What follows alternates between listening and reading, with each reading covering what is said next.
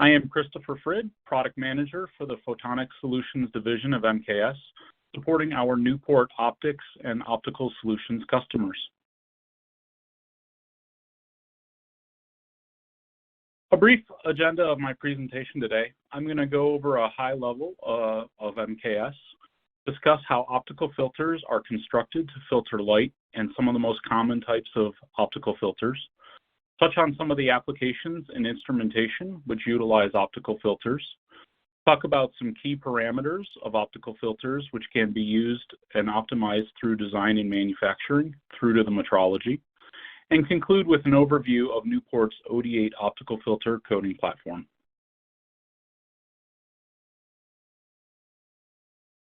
Here is the look at MKS at a glance. We hold leading positions in many product categories, backed up by a formidable innovation engine. My favorite number among these is 100% of semiconductor chips are made with MKS.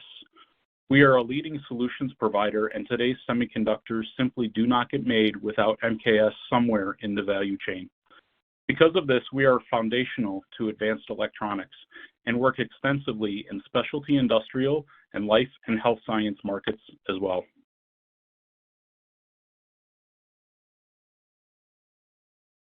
MKS supports customers across a broad range of technology-intensive markets. Among them, where optical filters are used most, include analytical and medical instrumentation, bioimaging, including microscopy, and cellular imaging-focused diagnostic devices. Optical filters are designed to carefully control or filter the transmission and reflection of light. The process of filtering light may be accomplished by designing coatings using one or more layers of dielectric materials, typically deposited in alternating layers of high and low index materials onto the substrate.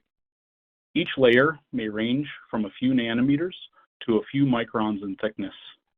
The stack of coating layers creates the interference coating, which are spectrally positioned to transmit and reflect or block specific wavelengths of light.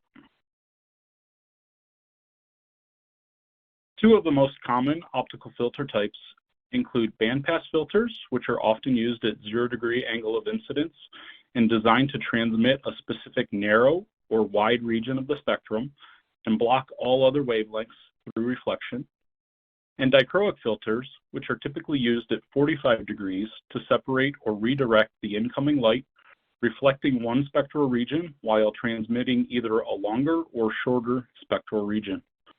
Additional common filter coating types include edge filters, notch filters, neutral density filters, and even anti-reflective coatings.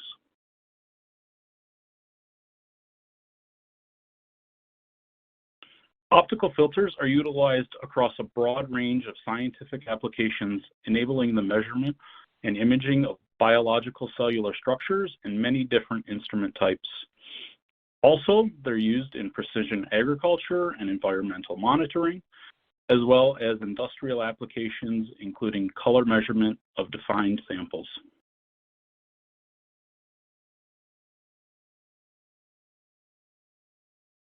Here are a few more examples of life science instrumentation where optical filters may be used in the excitation and emission paths of light within these instruments.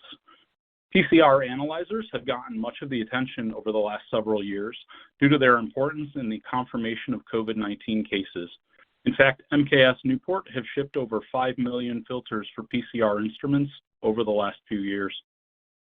The optical system of a flow cytometer, as an example, may utilize optical filters to clean up the spectral lines of the lasers, split the emission beam for each fluorophore channel via dichroic beam splitters, and finally transmit a defined spectral region using a bandpass filter in front of each of the detectors.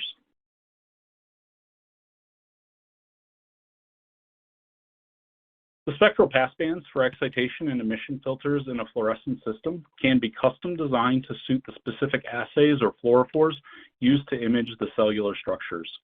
In this example, the optical filters have been designed as a dual band excitation and emission pair, but this could have easily been done or designed as individual single band filters, or if additional fluorophores were of interest for the assay, a triple band or quad band design could be employed depending on what's required for the specific instrumentation. Key properties when defining filter spectral requirements are the absorption and emission regions for each of the fluorophores. Those are used to help define the high transmission regions for enabling the signal, the deep blocking regions to ensure high signal-to-noise performance, and particularly ensuring those blocking performances over the adjacent excitation regions. Optical filters are only as good as their measured spectral performance can confirm, which is why every coding run will be spectrally measured on a spectrometer to verify the high transmission regions, ensure the steep edge transitions, and the deep optical density blocking. Newport has custom engineered a proprietary spectrometer, which allows us to verify OD blocking down to ODiate levels, which is equivalent to transmission levels of 0.000001% through the filter, ensuring the deepest blocking is met where needed for critical fluorescence filters.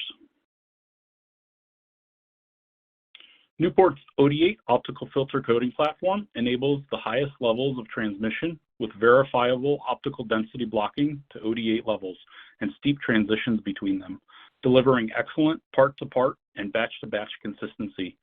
We help customers achieve high signal-to-noise performance and minimize crosstalk between channels, working over a spectral range of 340 to 1800 nanometers.